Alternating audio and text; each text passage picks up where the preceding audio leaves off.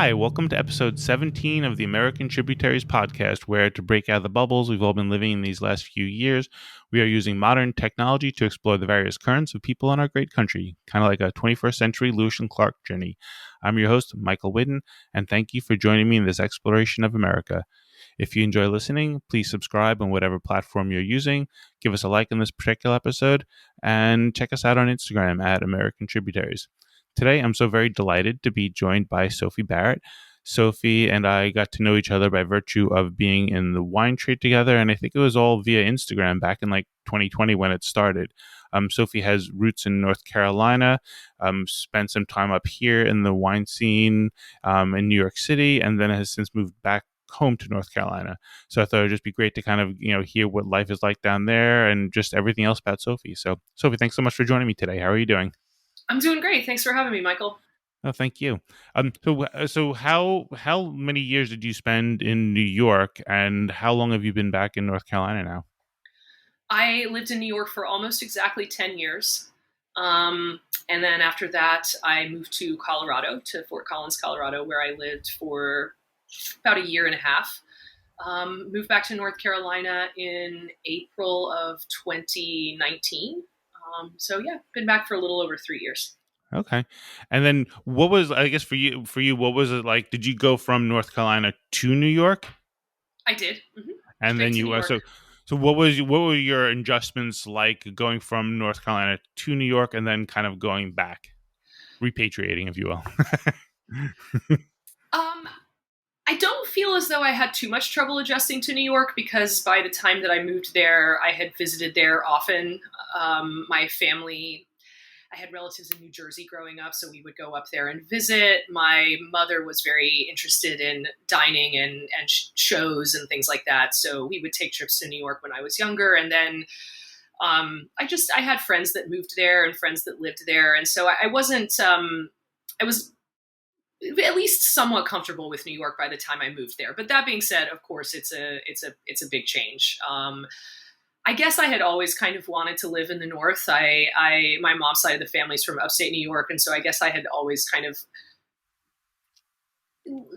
dreamed about living in a place where there was snow on a regular basis, and enjoyed the things that I had learned about the Northeast just in general, and had always kind of really wanted to live there. And so I was excited. Obviously, I think probably the biggest thing for me was just going from small town life to giant city life. The biggest adjustment just had to do with like the sheer volume of people around me, the sort of overwhelming nature of New York City in general, the adjustment to the cost of living up there. I think is a little bit of a struggle for people getting used to the subway. But I was in my late 20s. I had a job lined up before I moved, and I was just very excited to participate with my whole body and soul into the wine business, which is basically what happened when I got there. Wow.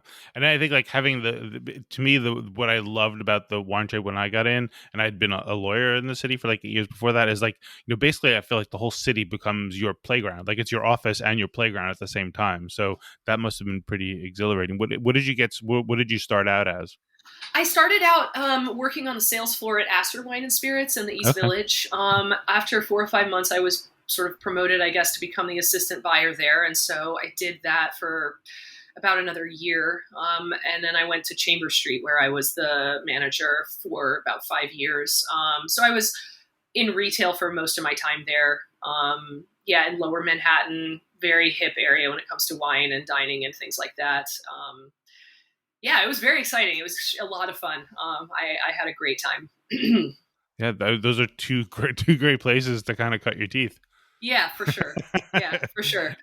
And then what were you doing after your time at Chambers?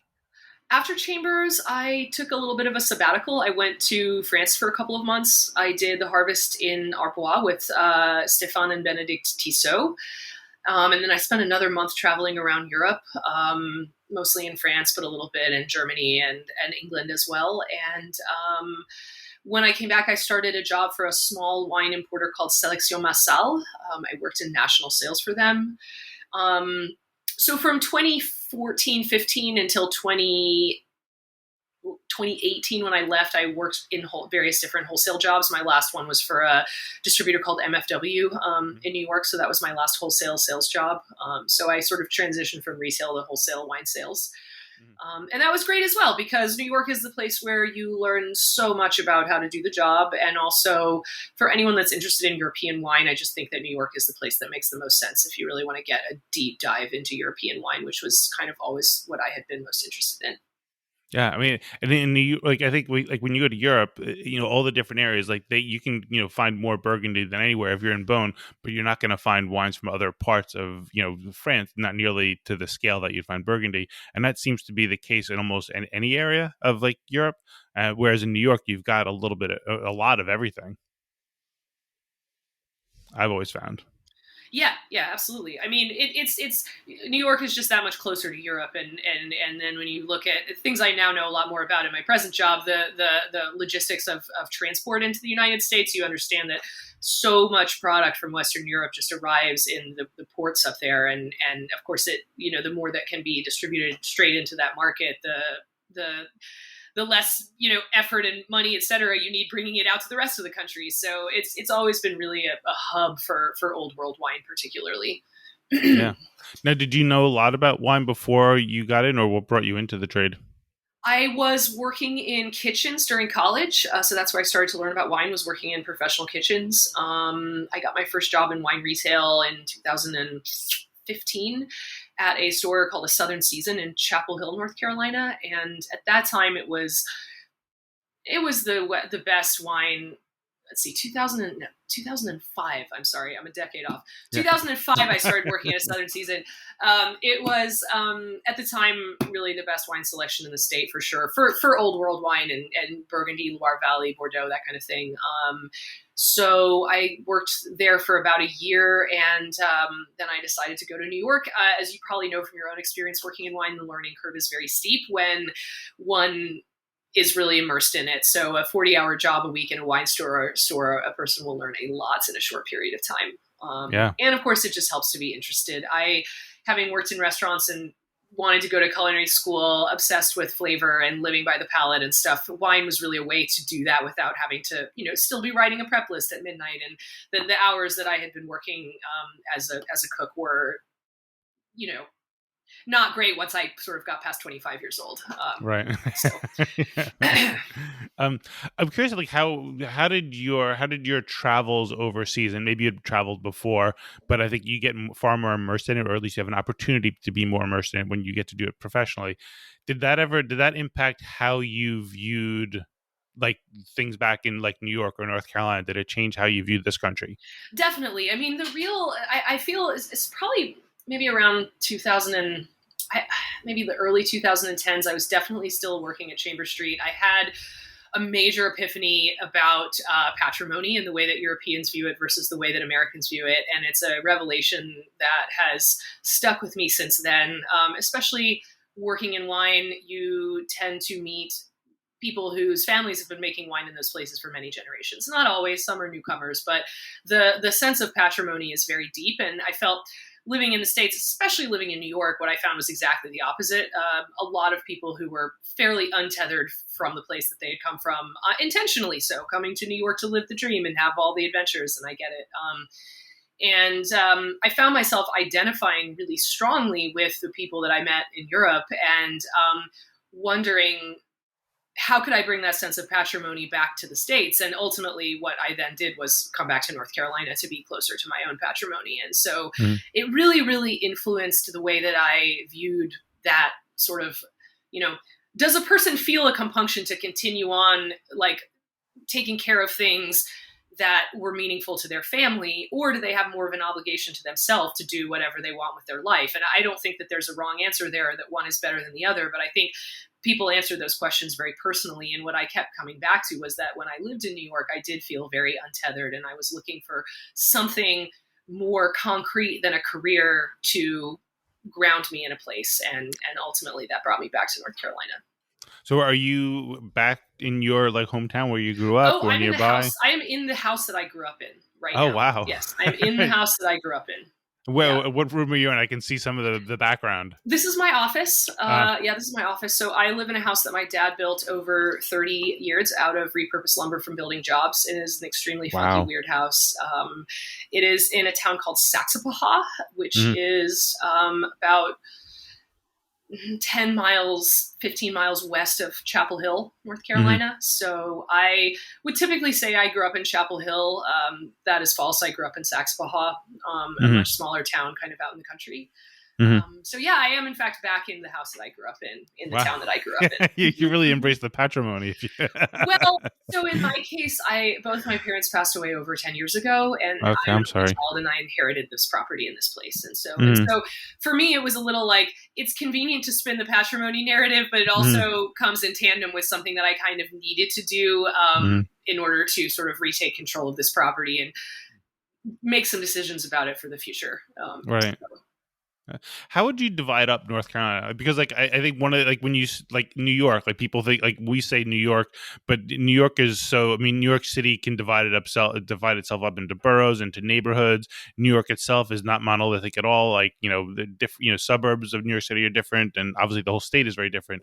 So like if you were to educate an ignorant New Yorker like myself about like the different more like the different areas of North Carolina, how would you describe them? Sure. Well, so the shape of North Carolina is obviously this, it's real skinny up at the end, which is the mountains where Asheville is, and as you get over to Tennessee and Georgia, and then it expands significantly as you get out to the coast. We have kind of a famous coastline known as the Outer Banks, where a lot of people like to go for outdoor adventures and stuff like that. It's very, very beautiful.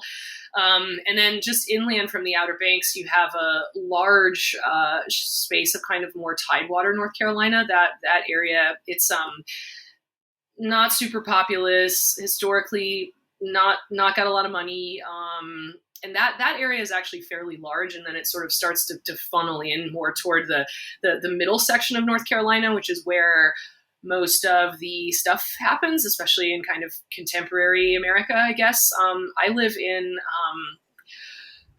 so I live right on the border between the Triangle of North Carolina and the Triad of North Carolina. The Triangle of North Carolina is considered Durham, Raleigh, and Chapel Hill.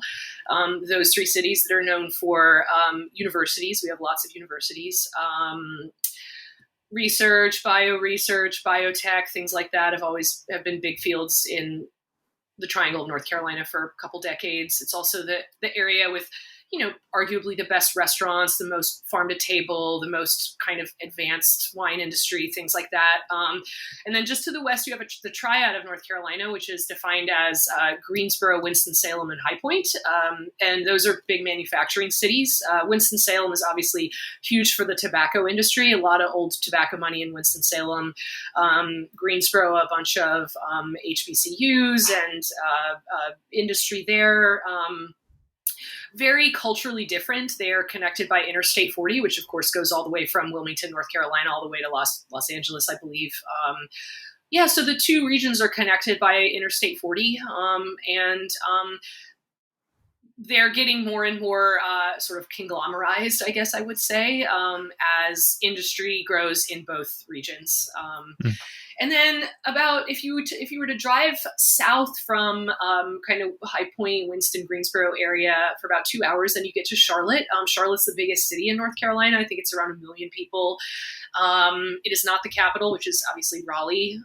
Charlotte is where Bank of America is based, is a huge banking community and has been for a while. So it reads a little differently than the Triad and the Triangle for that reason. But it's an area that's, I think, seeing a lot of change and a lot of growth right now. And then, of course, Asheville, which is potentially the most delightful, sort of lovely little idyllic town that we have, is in far western North Carolina. Just like maybe 45 minutes from the Tennessee border, maybe like 400,000 people in Asheville. Really nice, lots of outdoor stuff, lots of breweries, lots of, restaurants. And there are a lot of little resort towns as you kind of drive south from Asheville down out toward the Tennessee border and Georgia and stuff like that. A lot of people from Atlanta that'll come up to that part of North Carolina to vacation because it's only a couple hours. Yeah, so those are really the main parts of North Carolina. We are, it's interesting because I think about this a lot as a wine distributor. We are a state of small cities rather than a state with like one large city and then not much else. We are a state of small cities, each with a lot of personality and different historical significance for the state. And it's interesting that none of those major cities are on the water. Like, I mean, usually, like, there's a port city for Well, we almost do have every a port state. city, which is Wilmington. Wilmington is Right, the port right, yeah. city, and Okay. Wilmington is not nothing. There's a big Right. university, big UNC branch in Wilmington. Super up and coming in the food and wine scene. I was just down there delivering and making sales calls last week. It's an interesting town, kind of a funky. It's nothing like nowhere near Charleston and Savannah, anything like that. But it's a funky little town with some fun things happening and a lot of growth right now. And how, I mean, has North Carolina changed a lot in I guess in your lifetime? I mean, yes, it has. The area, the triangle has changed a lot. I mean, the triangle is, for a little while, I don't know when it was, it seems like 10 years or so ago, the triangle was like in the top 5 places to move in America. And it's been on that list, for a number of years now. And so a lot of people are moving to the triangle and have been for a while. So I notice it a lot in the traffic. The traffic sucks now in ways that it didn't when I was younger. Yeah, so a lot of population growth in and around the triangle, but a lot of population growth in general in our state. It has become pretty popular to move to, I would say mostly probably from the Northeast. A lot of people move here from the Northeast. Yeah. We have, as of the past couple of years, we have 4 or 5 Wegmans locations in North Carolina. They're all in the triangle, and that pretty much says it all. It's where does Wegmans think that misplaced New Yorkers and New England people are moving, and it's the triangle of North Carolina. And so now we have 4 or 5 Wegmans down here. Maybe that might be a good guide for wine distribution, at least as far at least get a little intel. I mean, we sell the wines of Dr. Constantine Frank, very famous upstate New York winery, who's like neighbors with the owner of Wegmans, and so we've been able to get a little action in those grocery stores. But they're very to me, it's more just that Wegmans is just such a far cry from the grocery stores of my childhood that were in these parts, like the Food Lion, the A&P, even the Harris Teeter. I mean, Wegmans is just a lot fancier and a lot bigger, and but it's also been so popular, especially the one in Chapel Hill. The one in Chapel Hill is just a mob scene all the time. So people love it. Yeah.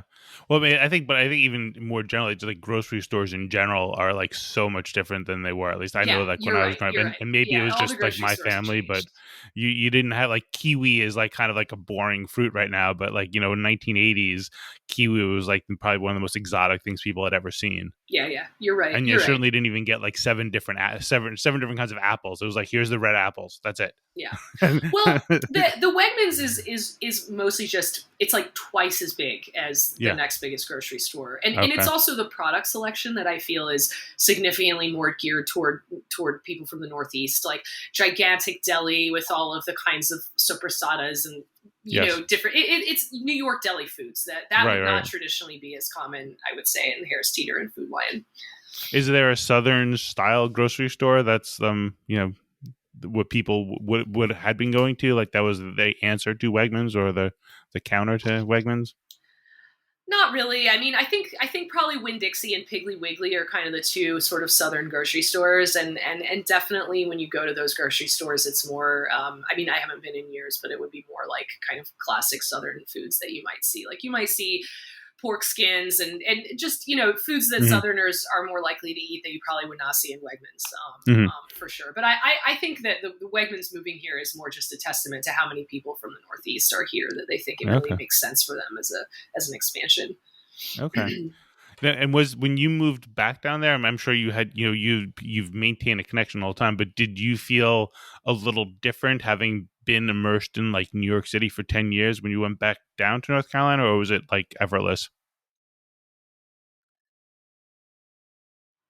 I guess I felt like the things that I learned in New York about how to interact with people and interface and stuff, if anything, just made it easier to readjust to being here. I mean, I think it's partly living in New York and also partly just the industry that I was in. I mean, sales jobs in wine are so social, and you just become it's just a type of job where you become really fluid in social situations. And so I really, I wasn't too worried about it. I did stay pretty well connected in the wine industry down here. I had a feeling since well before moving back that if I came back to this area after a decade in New York, I'd be well positioned to get a really good job that I could then use to kind of set up more stability for the future for myself and my family. So, and that's pretty much exactly what happened. I wasn't worried about my own fitness for the area. I was more just curious about how the changes would resonate with me. I feel very conflicted. I spent a lot of time in Chapel Hill growing up, and I can't stand Chapel Hill anymore. It was a funky town, and it's not a funky town anymore. The VW bugs have turned into like Mercedes convertibles and Teslas and things like that. It's just, to me, Chapel Hill is the town that is, fallen off the most in my estimation, as corporate interests have really become like the thing in that town. It's a real, there are positive sides to the population growth and there are negative sides. I try to be circumspect about those things.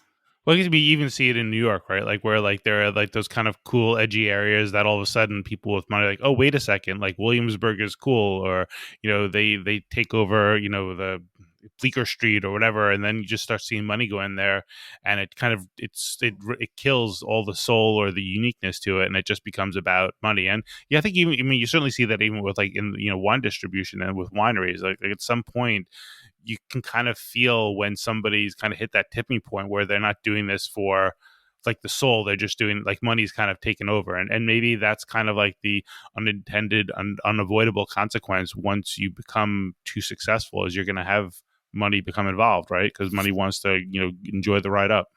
Yeah, no, you're absolutely right, and I certainly witnessed it in New York as well. Over 10 years living there, I when I first moved there, I lived in Bushwick. I lived in North Brooklyn almost my entire time there, and I guess the difference for me is that when that started to become more and more of a thing in Bushwick and Williamsburg, I didn't care because I just didn't care. I didn't feel the connection to the place. Right. Like in Chapel Hill, I care more because it's a town that my family's been living in and around Chapel Hill for several generations now. So it actually has a personal resonance to me. Whereas in North Brooklyn, I just, I didn't care very much whether it was becoming expensive and bougie and less interesting. Well, one of the things that I've started noticing, like in my neighborhood in Brooklyn, because we've lived here now for about 20 years, is you start becoming more sensitive to not even like really like the authentic soul versus the not authentic soul, but like where I am, like in Carroll Gardens, Cobble Hill area, it's like a lot of old Italian places, and I mean some of them have certainly moved on. But like the other day, I was talking with my wife about like this new place like Cafe Spaghetti or something that's opening, and I'm just thinking like all these Italian restaurants that have been here forever, like they must be like, I don't know, they're rolling their eyes or scoffing or indignant, but like this idea of like fancy Italian coming in is just like, we've been doing this forever. Like, why you're going to sell it at a premium and whatever? And I guess you kind of like, I understand both sides of it, but it's just kind of interesting to be aware of the both sides of how that unfolds. It struck me while living in New York that the rate of change in Carroll Gardens and Cobble Hill was so much slower than the rate of change in Williamsburg, Bushwick. Oh, for sure. Yeah. No.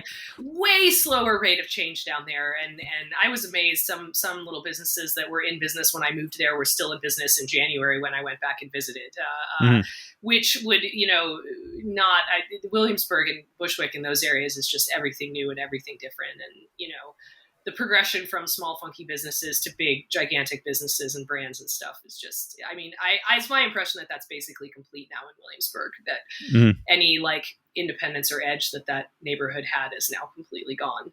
Yeah. Although it's definitely the most like when I'm there, it usually it surprises me just at how busy it feels, versus like it does feel more like almost like the city than any place else. But it's interesting.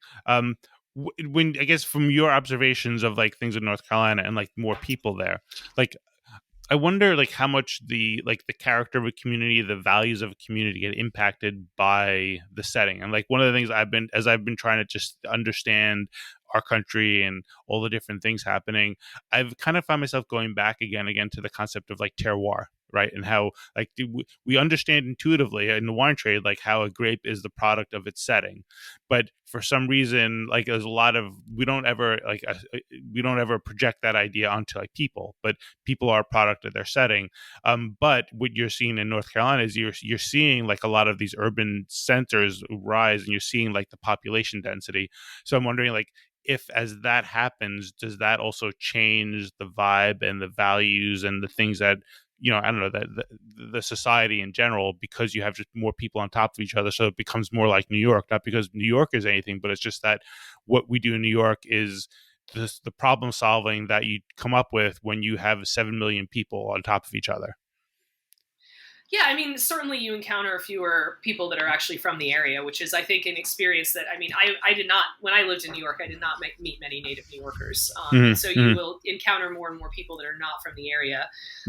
So, you can sometimes just tell by the accent, it's meeting fewer and fewer people that actually sound like Southerners. Yeah, for sure. I mean, I don't know. I think it's relatively easy to tell who has some native terroir and who does not.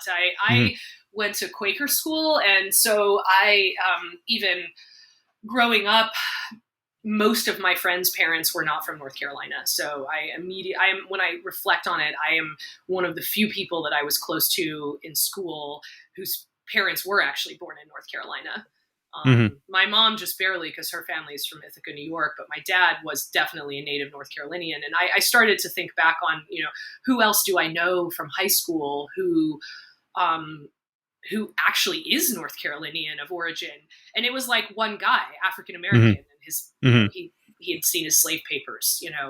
Oh wow! It was pretty crazy, actually. To think that like the one person that I'm still close friends with from high school who's actually North Carolinian, to a greater extent than I am, is African American and parents were slaves. Pretty much everyone else that I was friends with, their parents were not from North Carolina.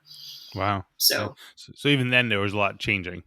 Yeah. But I mean, Friend School was sort of known for like being like, if you were a professor at Duke or Carolina, if you were a misplaced Northerner, it was the first integrated school in the state back in the 60s. Okay. They had cross burnings on the lawn when it first opened. I mean, it was known for, people of a certain ideologies to send their kids to be, to be not in public schools, basically. Okay. So yeah. So like, I think like one of my really dear friends from New York just moved here last fall with her partner. She's from Idaho. He's from Indiana. They're not North Carolinian by any stretch of the imagination, but they love it here. And she's here to be part of the healthcare community. She's getting a PhD. She's eventually getting a PhD in nutrition. He works in tech. They love the access to the agriculture. We have a lot of farms, a lot of small independent farms in my area. So you can just eat so well. And if you're a person who cares about, having a nice lifestyle for not too much money, eating really well and really healthy, being able to buy locally, all that stuff. This is just a great place to live. So I see them and I'm like, oh, funny, they don't have any native terroir, but they really appreciate what we have going on.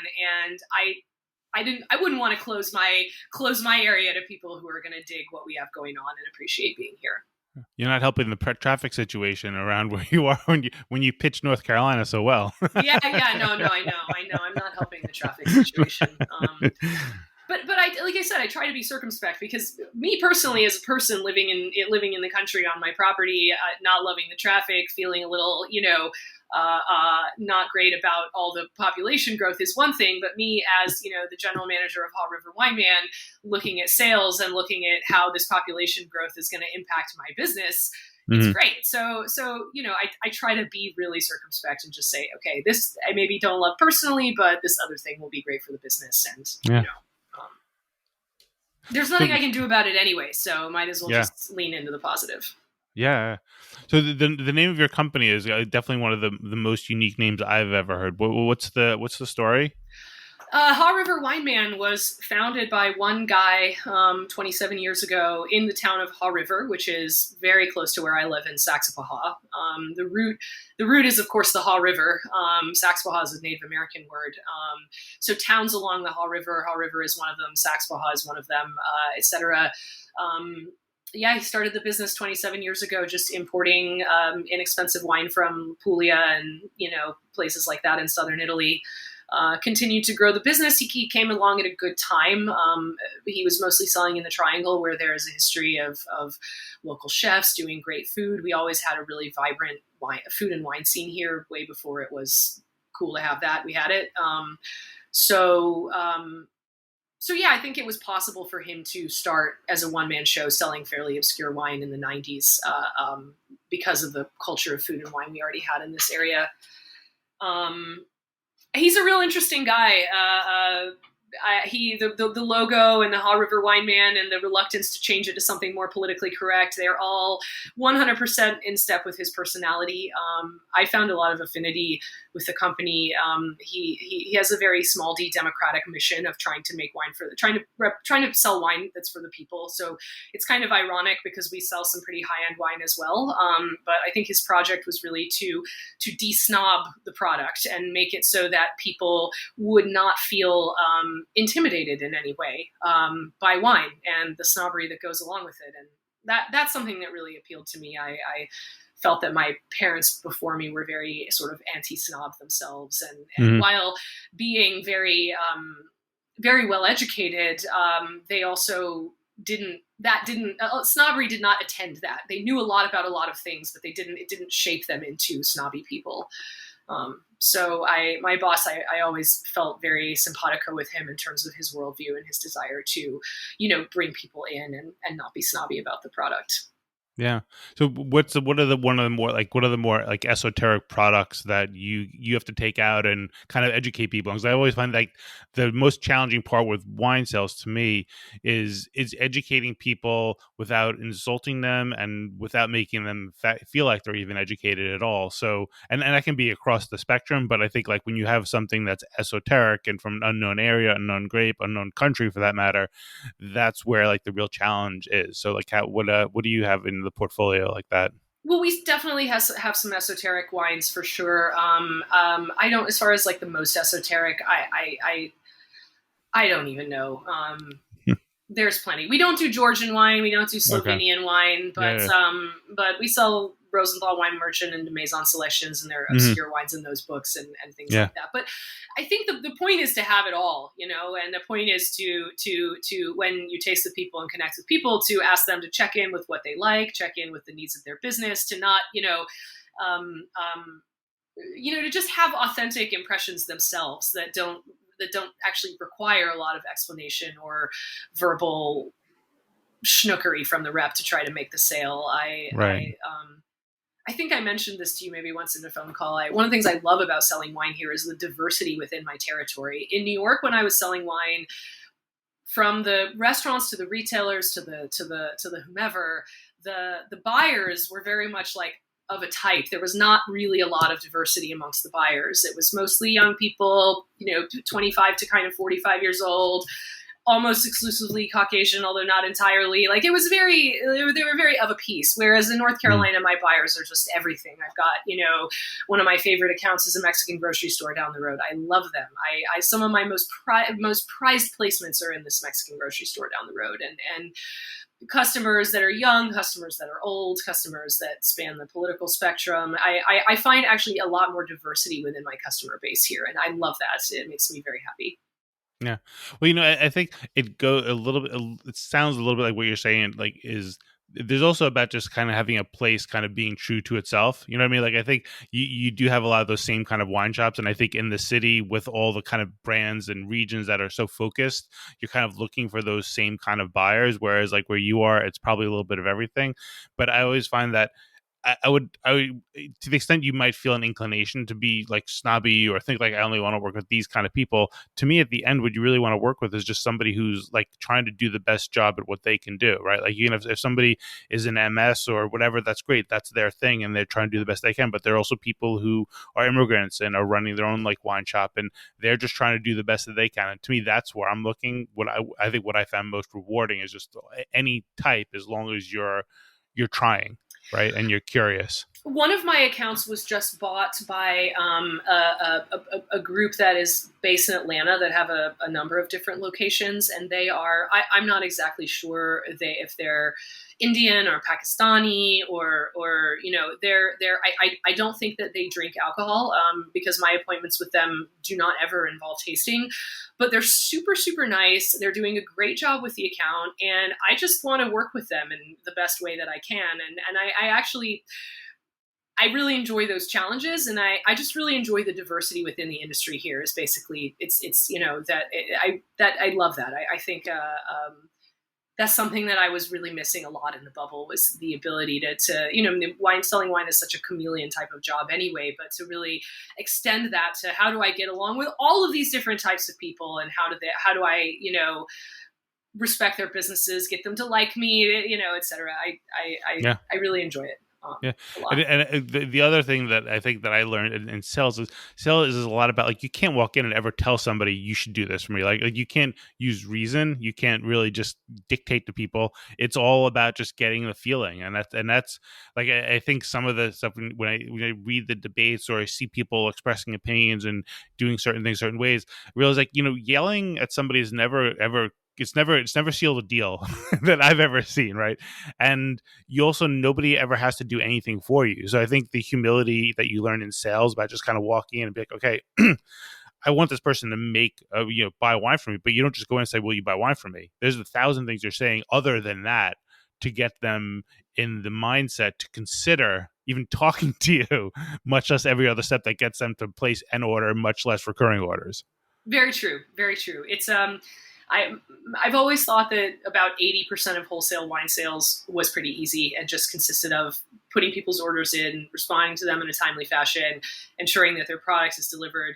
And the other 20% that separates the wheat from the chaff in the world of sales repping is this evanescent, very intangible, very difficult to teach, kind of nebulous set of skills that one either develops or doesn't develop out there on the street.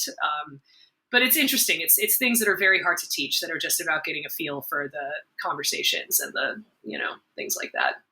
Yeah, a feel for the people, which I think as much as the New York City wine bubble might be a bubble compared to North Carolina, which it sounds like you're seeing you have a lot more there, a lot more differences.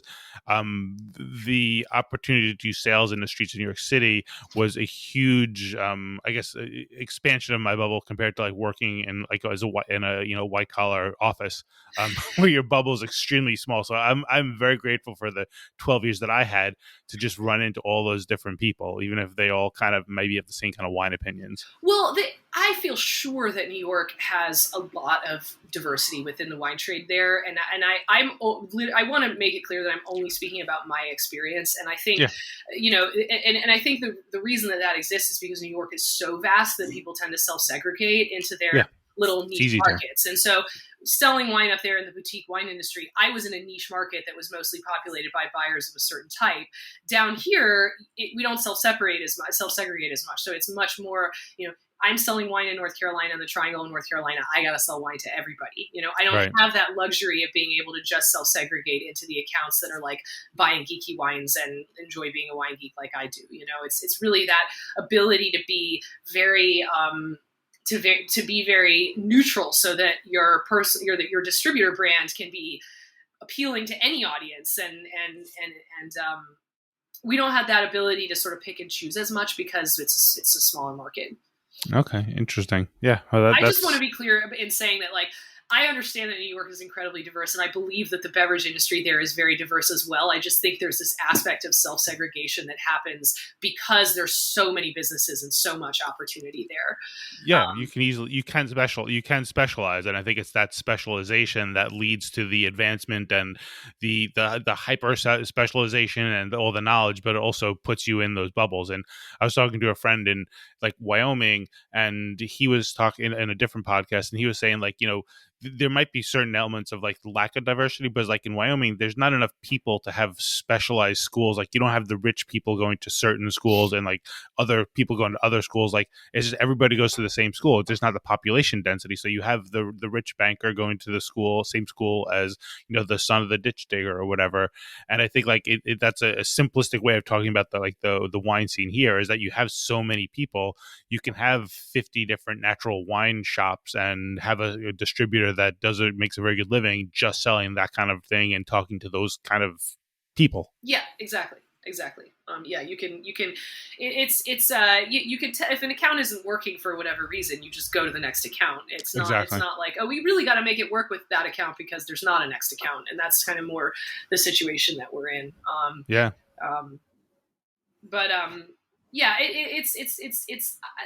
for me, that has given me, I realize in retrospect that I've never been a person who enjoyed the bubble, that I've always been a person who had a lot of curiosity about people who were different than me and really wanted to, you know, experience that to the fullest. And so getting to connect with this more diverse group of buyers in my job here has felt really good. But I think it speaks to my own desire as a person to really reach outside of the bubble wherever I can. Yeah, that's great. So if you were talking, like, did you find that there are certain, like when you were living in New York or down there, like, do you ever hear people with like kind of like major, like, I guess like stereotypes or preconceptions of, like, say if you're in North Carolina, somebody talking about New York where they're like really off base about New York, or when you were up in New York, did you hear people with certain kind of like simplistic ideas about North Carolina that you felt like you had to correct or like be an ambassador for? Well, I feel like there's a pretty big prejudice against Southern accents. I think people think that if you have a Southern accent that you're kind of stupid. And I think that prejudice has been around for a long time. And I didn't encounter it much in New York because I don't have much of a Southern accent, as you probably can tell by talking to me. I am not, I'm, you know, half Yankee, and living in New York did nothing to help me keep whatever Southern accent I had when I moved there. But I remember my mom telling me when I was quite a young person, you know, a lot of Northerners hold this prejudice against people with Southern accents and do not believe it. Southerners are not stupid. There is nothing about a person's accent that's going to indicate their level of intelligence. And, but yeah, no, I definitely found in New York that people there was that impression that Southerners were kind of stupid and, you know, kind of racist and kind of not very well educated and, you know, et cetera, et cetera. So. Yeah, I don't. As far as the language is concerned, I can only say that even within the North, like I grew up with a thick, a notable Long Island accent, so there was definitely some. I think, I don't know if condescension, but I think you definitely get disabused of the accent to the extent you can. Yeah, I couldn't argue, unfortunately, with what you're saying. I don't know that if it's quite that like deeply ingrained, but I think that's kind of like what you're just kind of frankly like kind of just led to understand, and I don't know why that is. Well, I mean, I think it has been convenient for a lot of people that didn't live in the Southeast to kind of imagine that the majority of the racism and all that less appealing stuff exists only in the Southeast. It's a sort of NIMBYism, if you will. When you feel as though all that stuff exists in the Southeast, it allows you to say it doesn't exist where I am. It's helpful to get off the hook for some of that stuff. But as I think most of us now know, these issues are rampant all over the country and are certainly not concentrated in the Southeast. So I think, you know, maybe until the past half dozen years, there was some of that going on, you know, just the convenience of pushing some of those less appealing things about American history into the Southeast. And to me, that is very inconsistent with what I actually see around me. I mean, don't get me wrong. I understand there's lots of racism here, but what I mostly see around me is a lot of different kinds of people getting along with each other. And that's kind of why I've always liked the Southeast. Is I remember we used to go to the Adirondacks all the time when I was a kid, and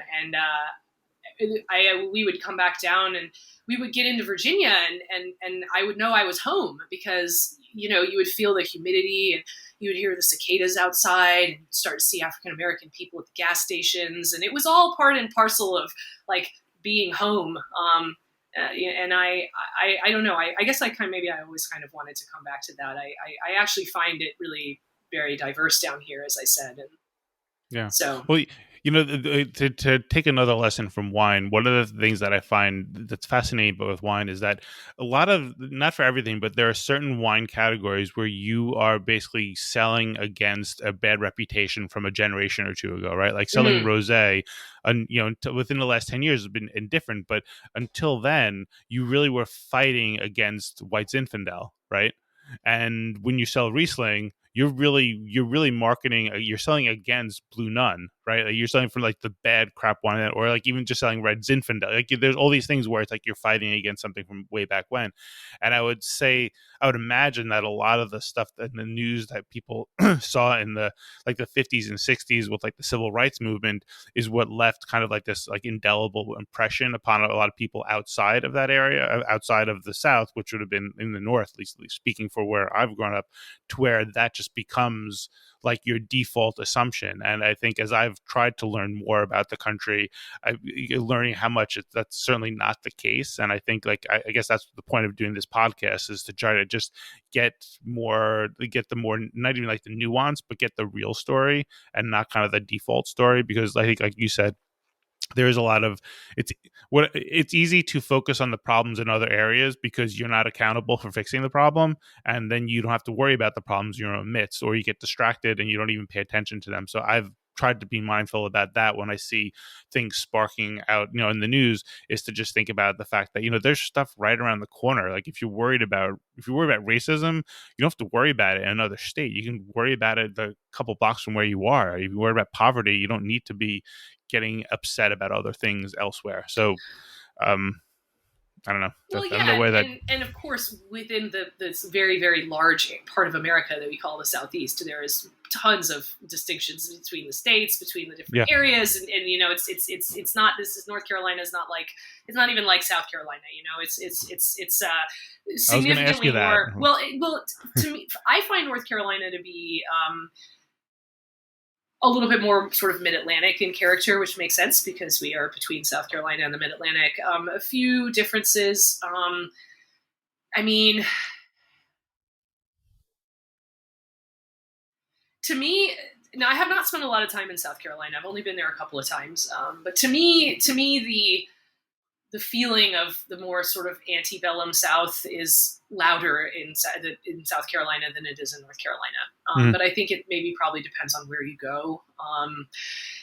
Again, I live in the Triangle, which is a place where you have a lot of Northerners and has been very mid-Atlantic in style. I mean, Raleigh is like driving in the mid-Atlantic now. That's the way the traffic is. It's like everything is bumper to bumper. Like it's tons of new growth, new development. So I think it sort of depends a little bit on where you go. The last time I went to Charleston, I drove down through rural southern North Carolina to the South Carolina border, and that you feel a little more like South Carolina. You are. It's like, how much do I feel that sense of like the old South where I am, and it's weird.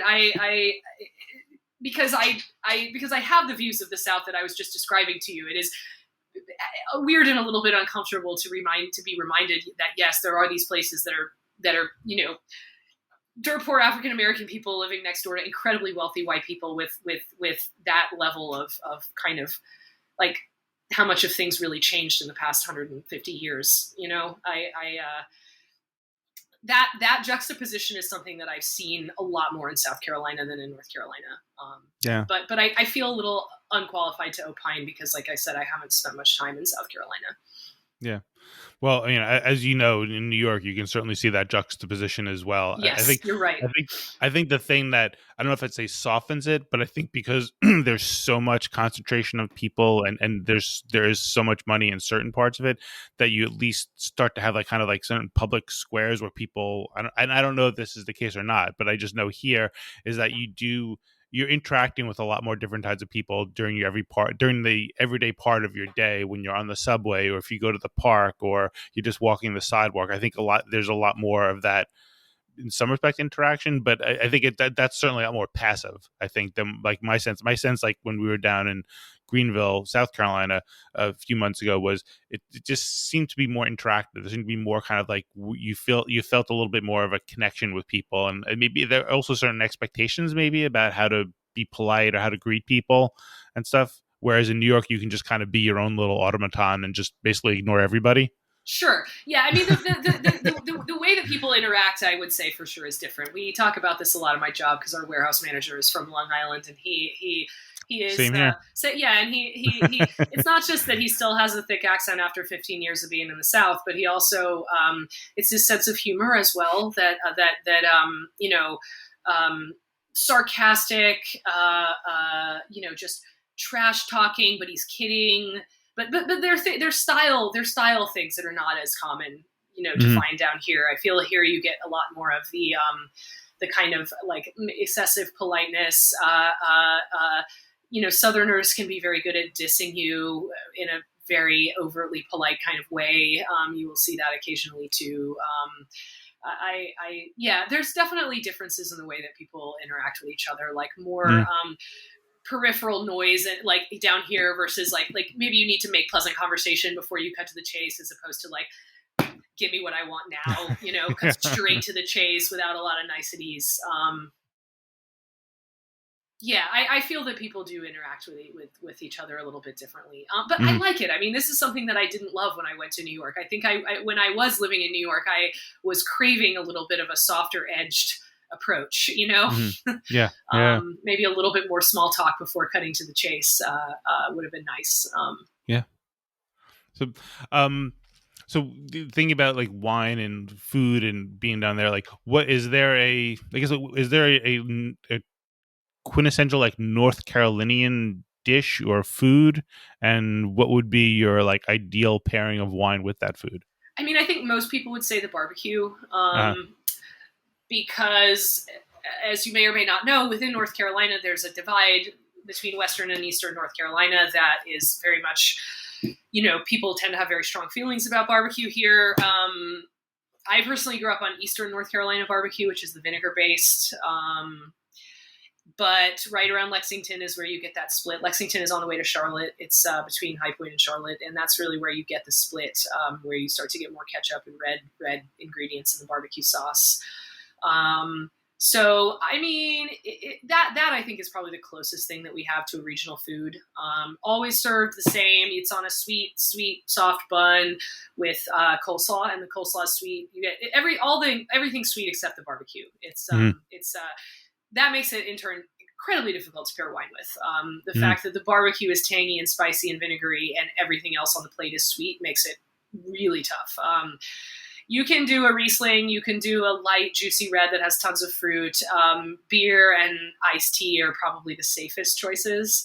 I'm trying to think of some other kind of more regional dishes that we have in North Carolina. I feel like it's not like a Moscato or something. Yeah, no, you can do Moscato, and like people down here really appreciate like sweet wine quite a bit. I mean, that's another thing that I have definitely observed is there's a lot more sweet ingredients in the foods, and you get more sweet stuff just in general. We sell a lot of Moscato. Of Moscato. Rosé Lambrusco is another thing that comes to mind. That would be good as long as it's got a little bit of a fruitiness to it. Yeah. It's a fun exercise. I always I felt like I definitely hit a key point in my wine career when I felt like the wine food pairing thing, I didn't need to refer to like notes. It was just like my palate telling me. And I've only been out of the game now for like 3 months, but I'm glad I still have that. It'd be a good exercise. Wine and Spirits magazine does every year. They do a sommelier feature where they pick a regional American food and they invite all these sommeliers from the area to pair wines with it. And it would be a really good one. They did one on gumbo recently where they explore different pairings with. They try to pick things that are challenging, and American to do that with. Yeah, but I think one of the things that's so nice about the area is that there've been, like, the food scene in this area is that there've been Southern chefs who did Southern fusion food, who drew on Southern traditions, but also mixed in more like Italian farm to table or more classic like French country food, or that like playing with the availability of really great local produce and maybe drawing in some Southern traditions, but also making it more of like a fusion type situation. Mm-hmm. Is farm to table in North Carolina like similar to like farm to table here, or like do you any qualitatively could be different, or there could be different, like, I guess different items that are on the menu? Well, I mean, it's not really a style of cooking, right? It's a Right. style of ingredient sourcing, and Right. it's Right. been really popular here for a long time because we do have, this is just a great area for vegetables and fruit, Right. and so in This is Carborough. just like North Carolina restaurant. Like you don't have to say like Yeah, farm to yeah, you don't table have to because say that's what farm it to always table was. because, like, if you're a good restaurant in North Carolina that has like a good food sourcer and a good chef, you're already farm to table, because why are you going to buy Right. from U.S. Foods when you can buy from Farmer John? It's Right. There's a huge farmers market in Carborough, North Carolina, which is, this is like 15 minutes down the road. This farmers market has been in operation for like 20 or 30 years. It's like gotten written up in the New York Times and stuff, and that's one where the chefs go. So like, you go there at 7 o'clock on Saturday morning, you're going to see the chefs from X, Y, and Z local restaurants. And so there's always been that culture of like that that you might see at the Green Market in Union Square, of like the chefs rolling up early in the morning to be the first shoppers at the market to bring their, to make their, seasonal menu for that day. Mm-hmm. I mean, that's kind of part of why I was so, amenable to moving back here, is that the area was already like, I didn't move to New York from a place that sucked. I moved to New York from a place that was already kind of great. And that was why the call home was loud. That's great. Great. Well, we should probably let you get going because I'm sure you have lots and lots of things on your plate to take care of. But before we wrap up, I'd love to ask you, like, what gives you hope at the end of the day? Wow.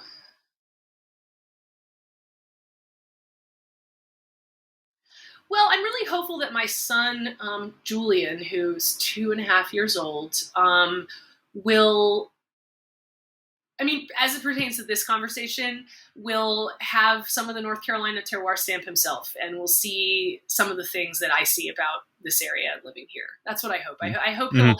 I hope he'll come up in life with a sense of place, Okay. that will allow him to, connect with his patrimony in whatever way feels right to him when he grows up. Okay. And then I guess the other part of the question would be like, what gives you, like, when you wake up in the morning, what gives you hope in kind of working hard and gives you hope in like a brighter future or a brighter day?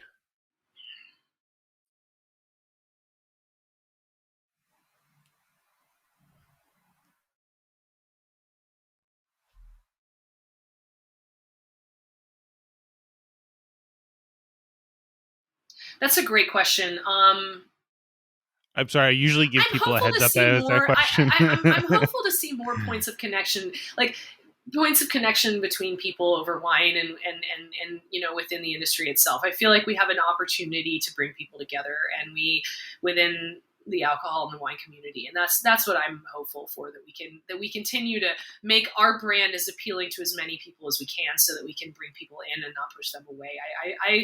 Wine has a great way of producing camaraderie between different people, and I really view it as a big potentially joining force between humans, and yeah, that's definitely a thought that gives me hope and optimism for the future. Yeah.